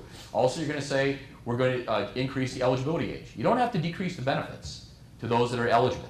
But if you increase the eligibility age, increase the tax on which you pay the Social Security tax, or the income on which you pay the Social Security tax, and means test, you can solve it. Let's go through this quickly. Medical field shortage. In the next 20 to 25 years, we're going to be 125,000 doctors short in this country and 400,000 nurses short in this country, mostly because the vast majority of people in this room are going to need them, and there aren't enough. If I had a young person that had no idea what they wanted to do in life, and they had any interest in this area, I would gently guide them to consider this, because they will dictate where they're going to work, the hours of where they're going to work, the benefit structure. They're going to be in charge. They're going to be in high demand. Okay, really quickly here. Let me just go to this one here. In 2004, we had something really interesting happen. We had a drop of 50,000 people in expected deaths. In other words, 2004, 50,000 people that were supposed to die didn't die, which is great for that 50,000, but not so good for mortality tables. For example, that's all the U.S., not just Wisconsin. It's like the city of La Crosse was supposed to be gone in 2004, but it's still here, all of them. Now, the table's been adjusted since then, but what it really shows is that there's a lot of us sticking around for a long time, and that's putting significant pressure on our care infrastructure. Okay, second challenge, not enough education, or sometimes I call it the per capita income challenge. I know it's unfair and some people don't like it, but the way you measure the educational level of a population is by how many of the population have 4-year degrees. I know people say that should not be the measure. It might be 2-year degrees or tech degrees, or the way it's generally measured is 4-year degrees. Wisconsin's at 26.5, Minnesota 32, U.S. average 28.5. The reason it's important is because every study that looks at the issue tells us that the higher the education level of a population, the higher the per capita income. And if you don't change anything, even with a flawed tax structure, if you have more wealth without any changes in the tax structure, you will generate more dollars and disperse that burden over a larger base of wealth. And given that there should be a large demand for government dollars for a population that is aging and sticking around a long time, we need that to happen. So we really should want a much more highly educated private population, because we want them making a lot of money, and we want to disperse that burden. Now, if you modify the tax structure, in addition to increasing the education level of your population, now you really got something. But that's the case. So let me just zip to this. Okay. Well, I just put this in because it's kind of funny. This office will not tolerate redundancy in this office. Okay. You would never see this sign in any county that has a management team. You just wouldn't see it. So you're never going to see it here. In order to get a higher education, you need a K-12 education. We're pretty good in our state. 89.3% of our young people graduate high school, except Milwaukee. 62.8% of young people in Milwaukee graduate from high school. Now, as the studies tell us, there's a direct link between education level of population and per capita income. They will also tell us this, or the studies also tell us this. As goes the economy of the major metropolitan area of a state, so goes the state's economy. In our state, despite what people in Madison would like to think, that they're the center of the universe, it's not Madison. It is Milwaukee. Milwaukee economically cannot succeed if you have 62% of the young people graduating high school. And if Milwaukee's economy does not succeed, we have no chance of a state's economy succeeding. So wherever we are, Superior, Marinette, Cassville, Waupaca, St. Croix, wherever we are, we have to care about the success of Milwaukee. You don't ever have to go there, but you better care about them being successful, because that success generates success for all of us. So this is important, and if Milwaukee is going to succeed, the Milwaukee public school system is in need of some serious, serious help. There is no magic answer. I mean, I've got 100 ideas that I'd like them to try, but there's no silver bullet. There is no magic answer. Okay, these are fascinating. Well, here's another thing I found on the internet. Teenagers, tired of being harassed by your parents. Act now, get a job, pay your own way, do it while you still know everything. Okay, we have a $17 trillion economy. 1.1 trillion. It's actually a little higher today. I didn't update it this morning, but it's a little higher. 1.1 trillion. It's a big number. It's a lot. That's the amount of cumulative student loan debt we have. 32,200. That's the average student loan debt when a young person leaves higher education. Not necessarily graduates. When they leave. Some leave after 2 years. Some after 1. Average, 32,000. This is a fascinating number, 7,200. Average U.S. household credit card debt, 7,200. 15,006. Average household credit card debt for those that carry a balance. Can you imagine that? I will tell you, it's not the majority, but a good number of the households that have significant credit card debt are also the ones that are responsible for the average 32,000 and $1.1 trillion student loan debt. It was as American as apple pie. Every generation was going and had the opportunity and was going to do better than the previous. That was just part of being an American. Every generation would do better than the previous. All of our children would do better than us.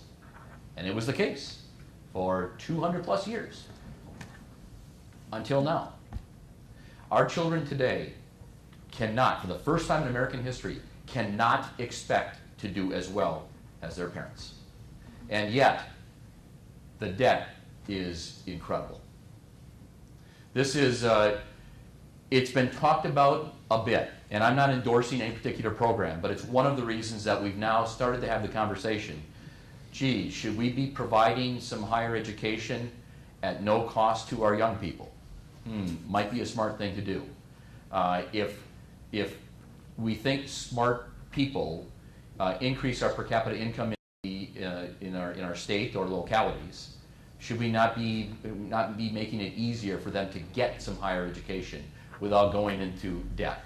We're starting to have that conversation. Of course, the natural question is, well, if you do that, who's going to pay for it? I mean, there's no schools that are free.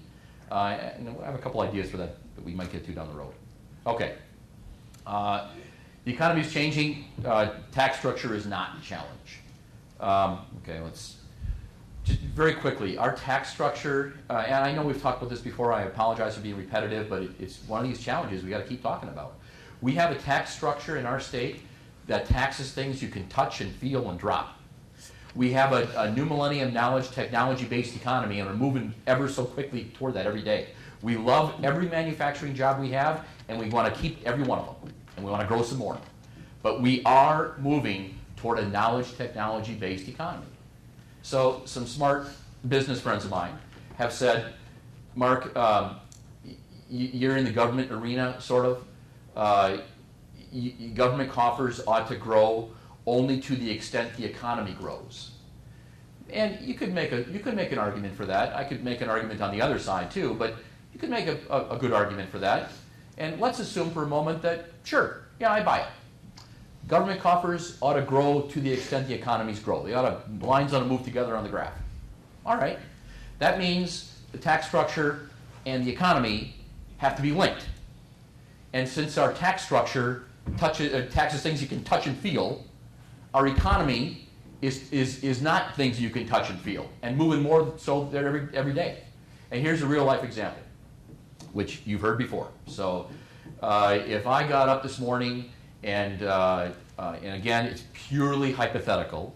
If I went to a health club, so you can see the hypothetical nature of it. If I got up this morning and went to a health club, I'll pay no sales tax. If this afternoon I went and got a haircut, another hypothetical, I would not pay sales tax. If I listened to a live band tonight at some location playing Irish music, I would pay no sales tax on that. But if I stopped at Walgreens on the way home and picked up some medication for my 11-year-old, I will pay sales tax on that because I can touch it, feel it, drop it. It's mixed up. We really need a bigger basket on which we apply a sales tax. Quite frankly, I'd recommend that we create a larger basket on which we apply a sales tax, and I think we've got to change the sales tax to a consumption tax. And it's a relatively simple process conceptually to make it a consumption tax. We won't go through it today, but you could easily do that. You would actually change the sales tax from a regressive sales tax to a progressive consumption tax. And if you're ever interested in that, give me a call and I'll lay it out for you. But you could do that, but they're mixed up. So we either have to change our economy and go back to the 1950s, or we better change our tax structure to get in line with our new millennium knowledge technology-based economy, one or the other. And since we can't go back, we better look at changing our tax structure. Those areas around the country that do that are going to generate dollars by their economy growing and their government coffers being related to it. And here's a little insight. We want, all of us, Waupaca, wherever we are, we want a really strong, vibrant private sector. Because when you look at public sector, private sector, really private sector's here, this big. Public sector's here. Now we create environments where private sector can do good things, but we want a really strong, vibrant private sector. We want a lot of people making a lot of money, engaging in a lot of commerce, and then paying a portion of that in taxes. We want that. The number one resource for private sector profit in the future is not water, steel, paper pulp. It's none of that. It's smart, young talent. It's not 1955 where it took 6 months, a year, year and a half to move a business. Today, in our new millennium knowledge technology-based economy, you can move a business almost overnight. And if the number one resource for profit in the private sector is smart young talent, where are you going to go? You're going to go to where the smart young talent is. Well, where is it? I mean, is it in Waupaca? Do we have a lot of smart young talent here? Obviously, all of your children and grandchildren are smart young talent, but others may not be quite as smart, and there's not enough of them. We have to ask, where are they?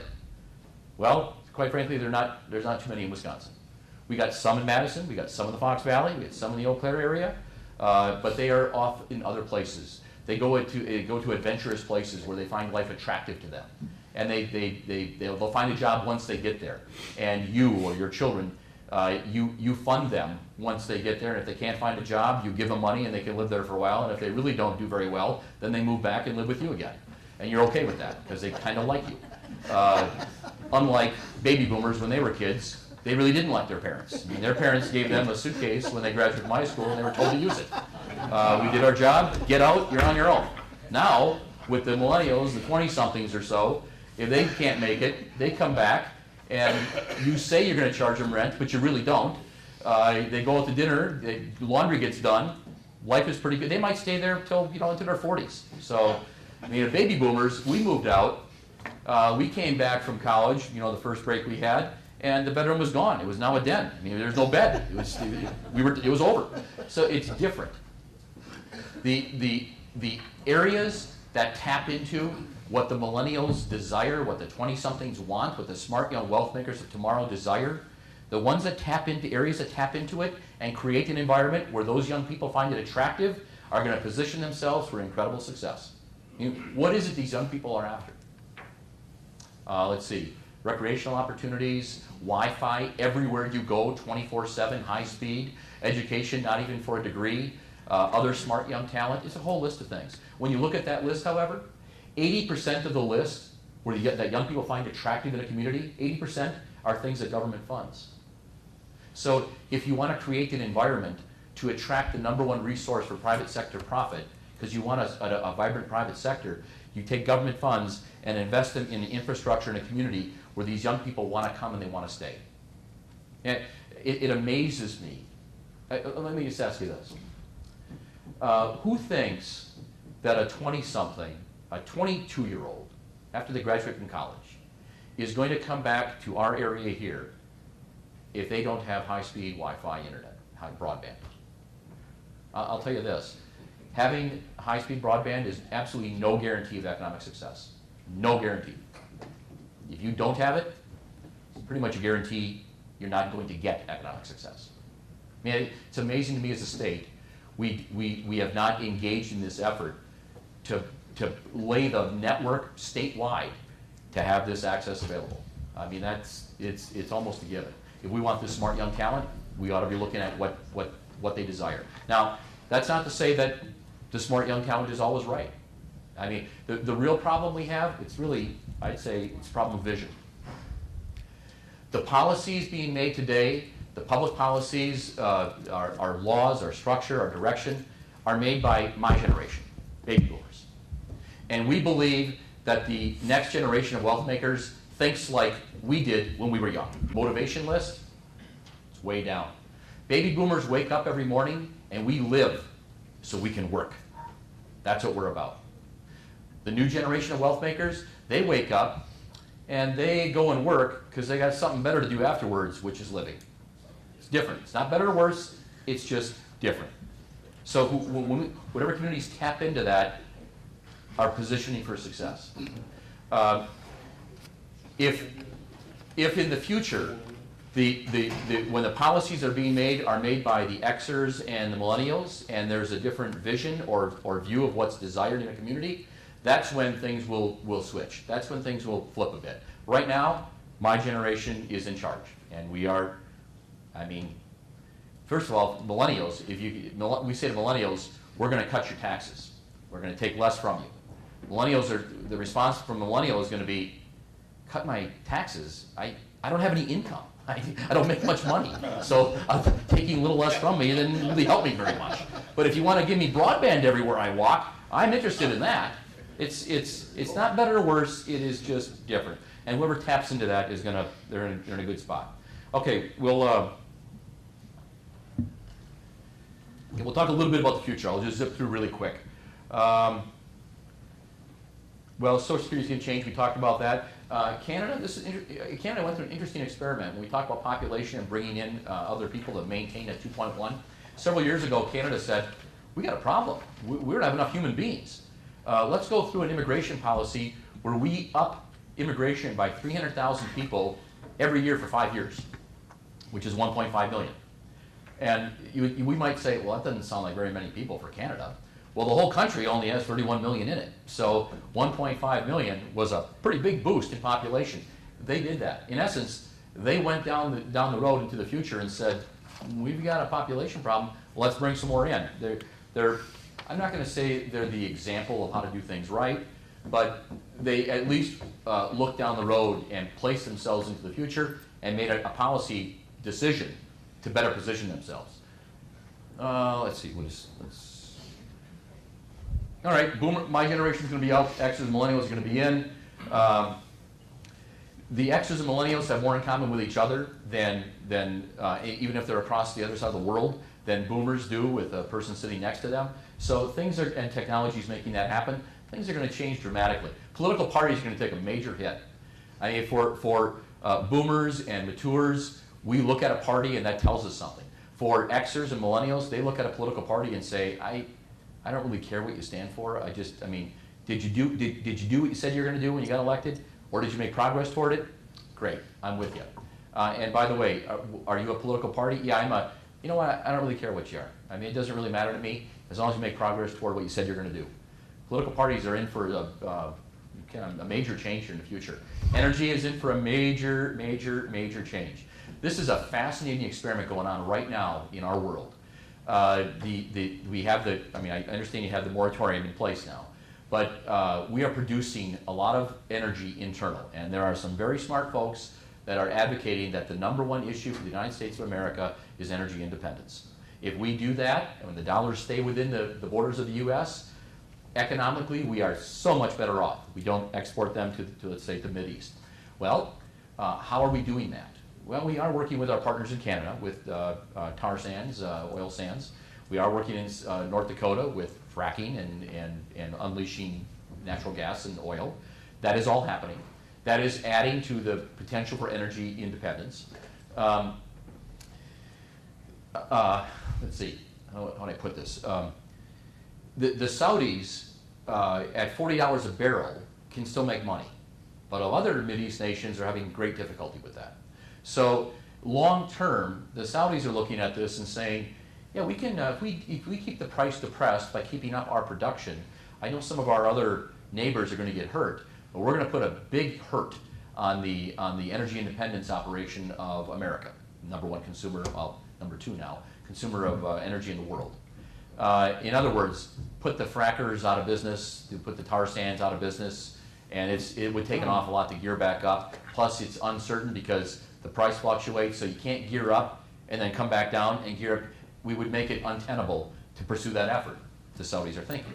So you would keep the price depressed until it's gone, and then you can jack the price up and life can go on as usual. Dollars will flow outside the U.S. to the Mideast.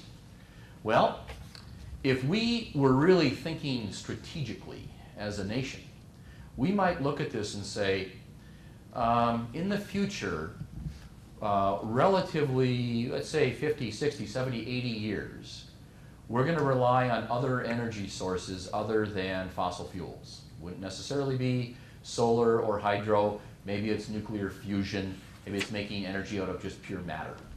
And let's say we're within many decades of that. All right, we might look down the road and say, we don't have to support with a government subsidy the production of internal energy within the U.S. borders forever.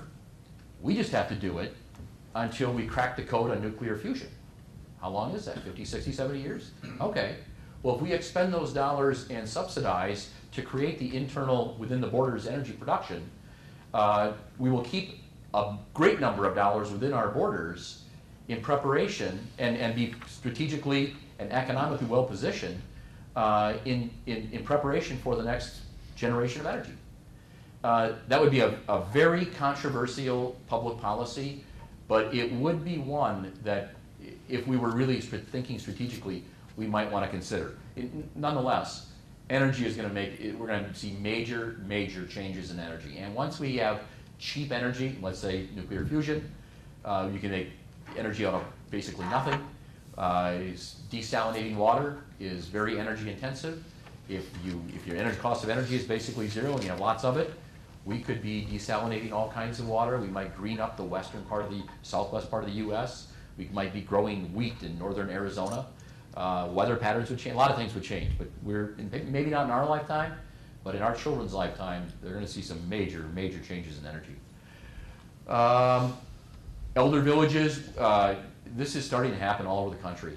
These all-inclusive, not nursing homes, but elder villages where you have groceries, you have healthcare, you have exercise, and they're and you might live with other people unrelated to you, but they're 65 plus as well, kind of the 65 plus version of the TV show Friends. That will happen. Okay, let's just skip that. Okay. Let me just give you a couple of, I talked about higher education a little bit earlier. Let me just give you a couple of ideas or solutions. Not on the K-12 system in Milwaukee, although I'd love to give you those ideas too. Let me just give you two examples on how we might address higher education, because I do think it is a significant key to positioning us for economic success in the future. We need a more highly educated population. That means we want young people to get education. And unlike how we measure education in the population with 4-year degrees, I would advocate this for tech college degrees, 2-year colleges, and 4-year university. Here's what I think we could consider. Right now, if a young person wants education, they have to go to an institution and they say, I want education. And I'm the institution, and I say, okay, give me money, and then I'll give you education. And the person says, well, I don't have money. Well, go get it, borrow it. Okay, they borrow it, and then they give it to me, and then I give them education. All right, that's how we got to $1.1 trillion student loan debt. We're asking people to give us money at precisely the time in life when they don't have any. So what if we modified it? What if we said, I'll tell you what, you want higher education? Okay, give me some money give me some money, I'll give it to you. And I don't have any money. Okay, how about this then? I'll give you education now when you need it and want it. You give me money when you have it. So between the age of 25 and 35, give me 1% of your income. Between 35 and 45, when you're really making money, give me 2%. And then at 45 years old, we'll call it even. Now, maybe I made more back than I gave you in education. Maybe I didn't. Maybe you were the next Google creator, and I got a lot of money on my 2%. Maybe you weren't.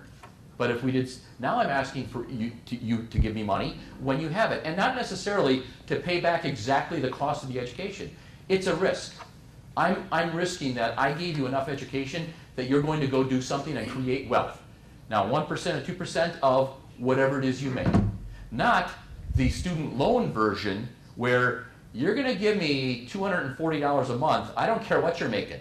That's what you're going to give me back in the loan. No, not like that. It's less pain for that young person. Give me 1% or 2% of whatever it is you're making. If you're making a lot of money, obviously the education helped you quite a bit. Great, give me some more. Give me 2%. If you're not doing very well, okay, education didn't help you that much.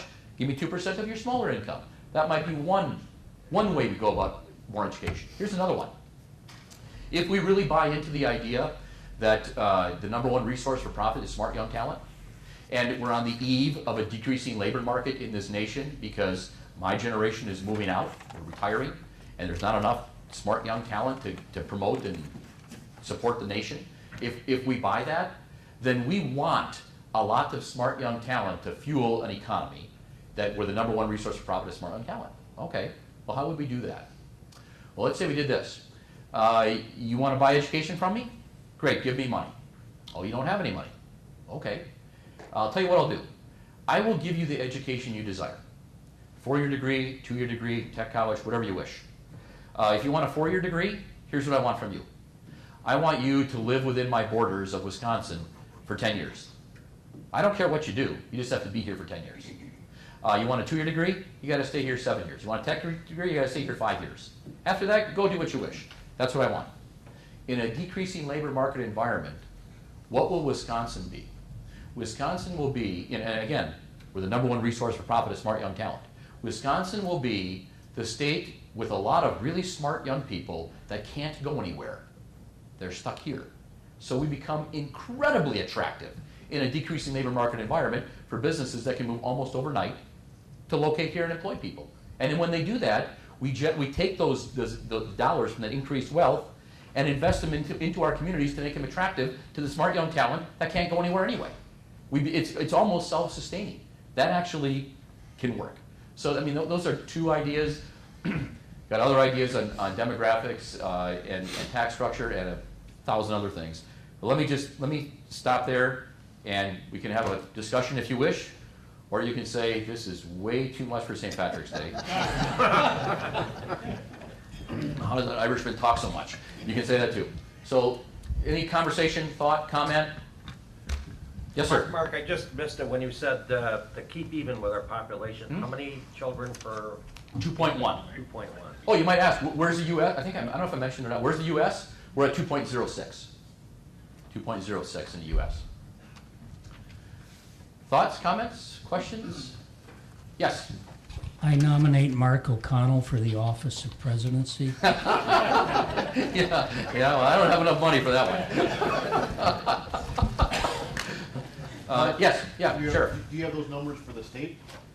Which ones? For kids coming in? The, fertility rate? Oh, the fertility rate for the state of Wisconsin. I don't have it with me. It's broken up by state, and I think census might even have it by municipality. I actually haven't looked at that one, but that would be interesting. I'll see if we can find that, Sheriff, and send it over to you. Yeah. Other thoughts or comments? We went kind of overboard there on time and data. Mark, Yes. I'm over here. Yes. Where? Over here. Oh, okay. Yes. I know in Germany they pay for the education all the way through college, and it's amazing how well educated their young adults are. I know a young man that comes every year to visit my son that was our exchange student. He went to college for 6 years. It was all paid for. He's making amazing money, and they love to come to the United States because their money's worth more than our money. And they shop here and travel all over the country when they're here. So it does bring us money, but they are all very highly educated. Businesses for themselves, or technology, or whatever other mental health services that this couple is involved with. And it's amazing what it does for their country. Yeah, Germany's a place that we've looked at as for examples in a whole host of areas in the past. The question that's been raised in our nation is we have a K-12 system, and then after that it's a choice matter. You're on your own. Some folks have sort of kind of flirted with the idea of, should we have a K-16 model, a K-20 model? I mean, why did we end at K-12? Well, it was because of our agricultural history. I mean, you really didn't need a lot of education after that, and we needed the help in our agricultural operations. Have times changed? Yes, not entirely, but have they changed? Yes, they have. So I think it is time to have a serious conversation about what should we be providing to our younger people? A K-12, a K-16, a K-18, a K-20? What is it? And we're starting to have that conversation. Starting to have it. All right. Waupaca County friends, policymakers, and the management team, Mr. Chairman, Madam Clerk, Mr. Corporation Counsel, or I'm sorry, Mr. Vice Chair. Thank you very much for allowing me to be part of your day. Thank you very much.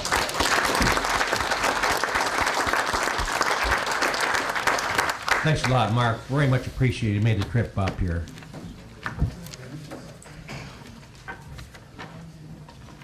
Any announcements or correspondence?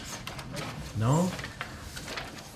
With that, I see Mr. Rayson made a motion to adjourn, seconded by Supervisor Spearings. Please vote.